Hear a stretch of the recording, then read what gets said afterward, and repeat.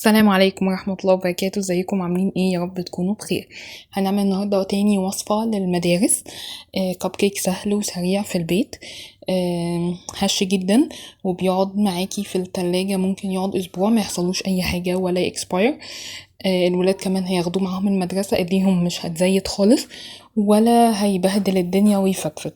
زي ما انتم شايفين كده قطني جدا وهش. معانا بيضتين وكوباية سكر، 125 جرام سكر هنحطهم على بعض، نضربهم في الكبة، في المضرب، في الخلاط، أي حاجة. عليهم 75 جرام زيت، يعني تلت كوباية زيت. ممكن تحطي تلت كوباية زيت ومعلقة سمنة لو انتي حابة ان تدي طعم شوية، بس الزيت كان تمام جدا، أهم حاجة يكون زيت نظيف. هنحط كمان معاهم هننخل كوبايتين ونص دقيق، عليهم باكو بيكنج باودر.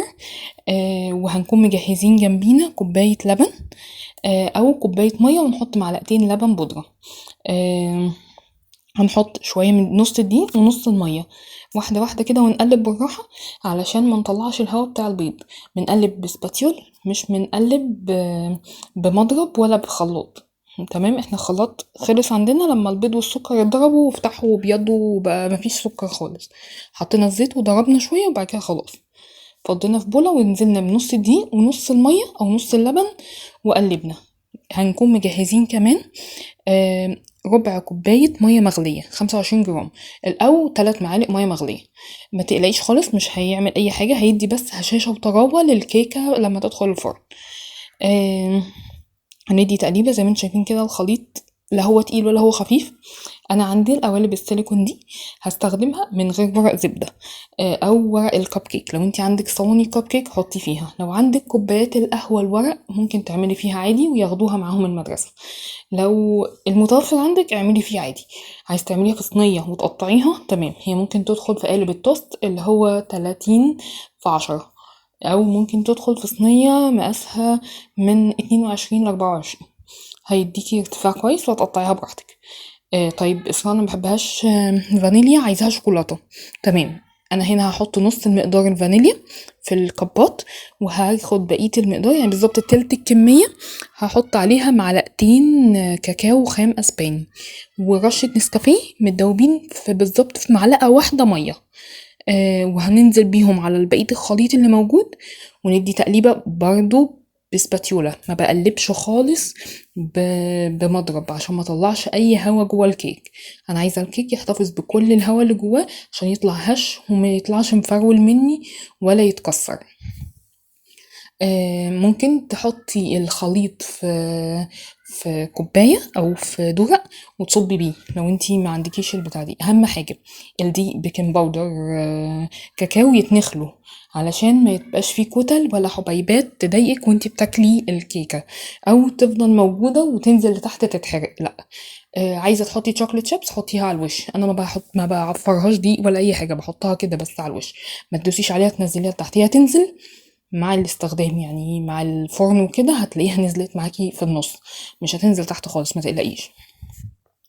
بصي بقلب بالراحه خالص، اللي هو ايه، هي بس عشان مسرعه الفيديو فبيبان ان انا بقلب بسرعه، لكن لا خالص، هو ده من حاجه امتزجت خلاص انا كده اللي انا عايزاه اتعمل. انا ما بقلب يعني ما بحطش نقط واديها بخله ولا كده، لا بحب ايه، النص اللي فوق يبقى شوكولاته والنص اللي تحت يبقى فانيليا. عايزه تحطي نص ونص، ميلي الصينيه كده على جنب وحطي النص التاني الناحيه التانيه، وهيبقى كده ايه الكب كيك نص ونص. زي ما انت حابه، الموضوع ده يرجع لك انت، زي ما انت عارفه اطفالك بيحبوه ازاي اعمليه. المقدار ده عمل معايا دول ميني صغننين كده، احنا عارفينهم كلهم موجودين في المستلزمات الحلويات او موجودين عند الادوات المنزليه. هما بيبقوا صغيرين، فعمل معايا 18 كب تقريبا. لو الكبات العاديه بيعمل معايا ممكن يبقى 13 14 كب، فحجمهم كويس، لكن دول لا صغننين شويه. هتشوفون برضو لما يستووا. هيدخل فرن 180 مفتوح من تحت بس، لو انتي فرن بيفتح فوق وتحت مع بعض مفيش مشكله، لكن لو انتي فرن بتختاري لا افتحي من تحت بس. بيفتح من اول ما نبتدي عمايل الكيك ونبتدي نحط فيه الصينيه. خدت بالظبط معايا يعني من ربع ساعة ل20 دقيقة بالظبط. اختبرتهم بالخلة. الحركة اللي انا بعملها دي بعملها ليه؟